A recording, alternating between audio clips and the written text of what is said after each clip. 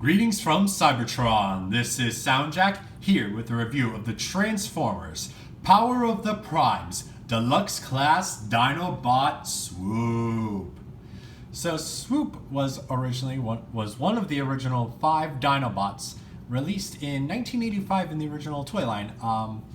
You saw one of his teammates, Slug, reviewed yesterday on this channel, and as this toy line progresses, you will see the remaining members of his group, Sludge, Snarl, and Grimlock, and new member Snarl being reviewed on this channel. So keep tuned in if you want to catch up on those, and also be able to see all of them combine into the new Dinobot. Well, maybe not Slash, we don't know yet, but see the original 5 Dinobots combine into the new combiner Volcanicus.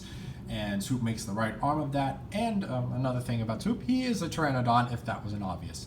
Obviously, though, he is a very boxy Pteranodon. I mean, look at those proportions. I don't even think that would actually fly in real life. But hey, it's cool. It looks cool.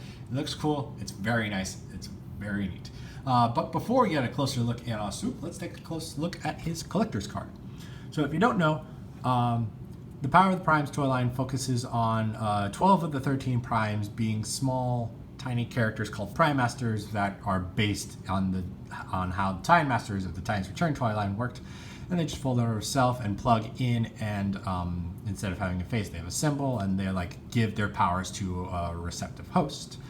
And each character can come with one of 12 different bio cards that gives a brief description of what powers they have with what prime they are interacting with. So this Swoop card I have right here is for Liege Maximo. That's his symbol right there. This artwork is standard on all of the Swoop cards, but it's this border, this symbol, and the bio on the back that differs. And Liege Maximo Swoop has the ability to charm his way out into or out of any situation. People are trying to collect these. TF Wiki has got a collection. I've been adding to that as much as I can. I will also have all the different bios for the different primes for each character in the description of each respective video, including this one, once I have all of them. But that's just that thing. But that's very interesting because it's nice to get that kind of interactivity and know what happens when you interact with different primes with different characters. But anyway, let's take a closer look at Swoop now. And like I said, he is a Pteranodon. He's a very boxy Pteranodon. But that is a very nice profile he's got going on there. That's a very nice flying profile he's got going on there. Even this profile is pretty neat looking, even though it's obviously a boxy Pteranodon. Coming in close, you got underneath it, he has a mostly gold beakhead, but he also has a clear plastic going over his entire beakhead, his entire head and beak, because the original G1 Dinobots had that over all of their faces. You saw that with Slug if you saw his review, and Swoop's got it, and it looks pretty good. It's a little weird, the end just kind of cuts off, and the beak kind of, it's hard to see in the light, but the beak kind of technically ends right there, and then it extends out. But for the most part, it looks very nice on top of that. You also got some red eyes that look like they're actually stickers rather than any form of paint, and then a nice Autobot symbol with a silver border right there. You got a red crest up there, you got a red lower beak down there, and then you got the wings. Let's take a look at these wings because those wings have a lot of nice detailing on them. And then you got the robot legs sitting on the back with predominantly silver, some bits of black here and there. Very nice detailing there. Bit of red going on the side on that nice molding there. You got the underneath, which is just the robot chest and arms.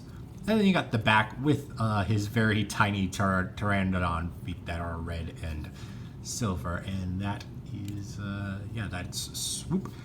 As a beast former, he does have some articulation. His head, not using that joint, but there is this joint right here that allows his head to rotate, to move up and down. It feels like it's on kind of like a ratchet, so you're either looking down that far or you're looking out that far. So there's not really an in between for him, unless you want to use this joint, and then you're kind of disconnecting his entire neck, or you just cut his head off doing that. So you do get limited articulation with that. There's no side to side because of the transformation, which is unfortunate, but you do have an articulated mouth that is able to open that far and close like that. The wings are able to hinge. They have two separate hinges. One hinge right there that allows them to fold up and down like so, and a hinge right here that allows the wings to fold in and out. And then the feet can articulate that far down and that far up, and that's about it for how like actual feet articulation. Like these pieces come out, but that's for transformation. But you are able to. This is basically like Swoop's default pose because of like how he transforms. But you are able to fold the feet down and then like tilt the head down and then fold the wings in to give him like a perched position of sorts. And then he becomes very small and very squat. I gotta say, I don't have Bumblebee in robot mode right now, so I can't compare. But like here's Wheeljack, and like that's like a legend-sized figure with all that. However, he's just also incredibly beefy for what would be a legend-sized figure. He still has all the parts of Deluxe, but like you can compact him down into a near perfect like square. He's just very compact. For his accessories, he comes with his sword. I can't remember if he has his original bio called an energon sword or a thermal sword. I know he is different from the other Dinobots, and the other Dinobots called it the one thing, and that he was special. And I call this. I think he was the thermal sword. I don't remember. I will have the correct term in the description. But there is storage for it on this mode, and there's this small post right there underneath his jaw, and this small post on the sword. And you plug it in there, and then you got a Pteranodon with a bayonet on it. Sure, you just swoop and stab. There does not seem to be any other places to store this anywhere on Pteranodon mode, so that's the thing. And then you also have his prime armor piece, which also has this gap filler piece where you store Prime Masters or Titan Masters if you want. In there, just to show it off really quick, that's how the Titan Masters or Prime Masters connect. This tab goes into a slot right there, and the head just fits in like so. It looks really weird with the heads, I've got to say, but it does come with this gap filler. So if you don't want there to be an obnoxiously large hole there, you can put that in there to fill that up. Though it's stupid to me that like they made it clear plastic. You're supposed to cover up the hole, not like make the hole more noticeable because it's still clear plastic. Like I guess the objective is there's something in there, but I don't understand. But it is also a gun, so you can put it in 5mm posts. And then just take a close look at all the detailing on this hand here. I haven't actually directly compared it, but it looks very, very similar, if not identical, to the one that comes with Dinobot Slug. So that's a thing. And I'll just put this back in here so I don't lose it. And you're able to store it on Swoop with these posts right there, going into those slots right there. And connecting. I just completely missed the posts, so. But yeah, connecting like so. So you just give the blocky Pteranodon a bigger backpack. It sounds like that's a complaint. It's not a complaint. I love how Swoop looks. I really love it. Also, he's got Titan Master / Prime Master posts on his back where you can stick any Prime Master onto. Like so. So it's like they can stand upon the Pteranodon's back. On Swoop's Pteranodon back. And yeah. So, now for some size comparisons. Here he is with Legends Class Bumblebee. Time to return Legends Class Bumblebee. And you can see how they scale. Deluxe Class Chrome Dome. And you can see how they scale next to each other. They're about the same length. If without Swoop's feet being out there, they're pretty much the same length, even with the bird head. Voyager Class Megatron. And you can see how they scale, and just for length, width I mean. And Leader Class 6-shot in his car mode. And you can see how they scale. Whoops. You can see that scale. So that's all there's to say on Swoop in his Dino mode, or Pteranodon mode, because Pteranodons are dinosaurs. So we're going to roll right along, and we're going to go to the leg mode, the arm mode, and then make our way to the robot mode. So to do that, to get to the leg mode, we're first going to fold up the feet. We're going to fold up these feet onto Swoop's back, like so. Next, what we're going to do is we are going to come and pull the feet off of the backpack, like this, and extend them like so. We're going to slide them out to the side. There are these tabs that go into slots in his legs. It's a lot easier to get them in than to get them out, I'm going to say that. And you're going to slide them up here. Oh, and you got to fold the feet. You got to fold the foot down like so. And then slide it like there. Flip that out. You slide this to the side. And then you slide it like that. And then there are tabs that will allow them to tab back together. You take the Pteranodon head, you fold it out on that hinge, you then fold it down on this hinge and collapse it to the body like so. Then you're going to take these wings, you're going to fold them down on these hinges, so they're angled like this right now. They're going to angle like that. And they're going to angle like that. Then you'll fold the wingtips in like so. And there are these tabs on these arms that will go into slots on the wings. You might see it better on this side. These tabs right there will go into that slot right there. That'll all connect. Pull out the combiner peg. And there you have Swoop in his leg mode. And I don't have a Power of the Primes foot piece because that comes with the Voyagers who aren't yet. So here's a Combiner Wars foot piece. And you can see generally completed leg. I did forget to mention that there are also Time Master ports on the wings, but they are kind of like close to like how all of this folds up, so I'm not even sure if they're accessible in the Pteranodon mode, but they might be. I just forgot to double check. But they probably are accessible, and just like it just seems tight without folds. But if they are probably truly accessible, and and that means there are 8 Tie-in Master ports, 8 places to place Tie-in Masters on Swoop in his Pteranodon mode, which is crazy, which is a crazy amount. That's the crazy thing with these. The Titans Return figures don't universally have like these tiny Tie-in Master ports, but the Power of the Primes Deluxe is all the Power of the Primes figures out so far have had them, which is again surprising to me. But anyway, looking at the leg mode, yeah, just 360-degree rotation of the leg mode. And for articulation, the feeder is able to rotate because it's on a 5mm post. And then the knee joint has, the joint in this form, it's a knee joint, has ratcheted joints, and then you are able to get some swivel on that ratchet joint. So that's all there is for that leg mode, so let's move on to the arm mode. We'll fold the wings out like so for the time being, and we're going to pull the legs out and down. Pull them out and down and connect them back together. And then we're going to rotate it this way because Swoop nominally makes a right arm, though you can make both a right and a left arm. And then you're going to just lift the Swoop head up a little bit, and you're going to untab the arms. They tab into slots on the sides of the waist, and because of how the waist works, you got to change how the arms are positioned. So instead of those tabs being tabbed in, these tabs on the shoulder, on the elbows, are going to go into slots right there. If you can see that, come on, lighting. There, right there. That slot right there.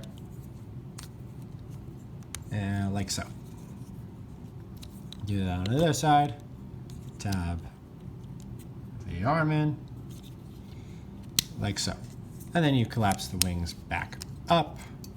You fold the combiner peg down to the arm form position.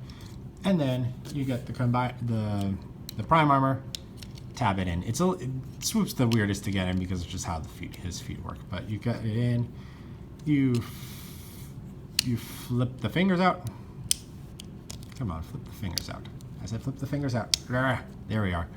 And then position the thumbs correctly for whatever side you are on. Whatever arm, whatever hand, whether it's a right or a left hand, I mean. And there you have Swoop in his robot in his arm configuration. And it's pretty nice. It's pretty nice. It's skinny. It's pretty nice. This doesn't tend to tab together all too tightly in this, especially in this form, from my experience, unfortunately. But he does have wrist articulation. His thumb is on a ball joint, so that's able to articulate. The fingers are all on a single hinge, so they're able to articulate. There's 5mm post that is able to hold 5mm weapons, like this tiny knife in a combiner's hand. He has, if the arm doesn't fall, if the arm doesn't fall apart, there is a swivel joint, that is the waist joint. There is a 90-degree bend at this joint on the elbow because of the knees, and there is also a 90-degree bend at, well, a 90-degree bend if you don't have all of the gibble in the way. Well, actually, you can't able to get 90 degrees of bend out of that joint. So you can get greater than 90 degrees. Though because of the gibble, you probably can't get like 180-degree bend. But there is a double elbow joint on that joint. And again, this joint does the same things. It's able to ratchet like that. It's able to turn like so. And that's all on this arm mode. Just another quick turnaround.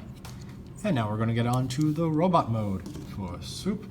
And we're almost there actually, so we're just going to rotate the waist around like so and split the legs.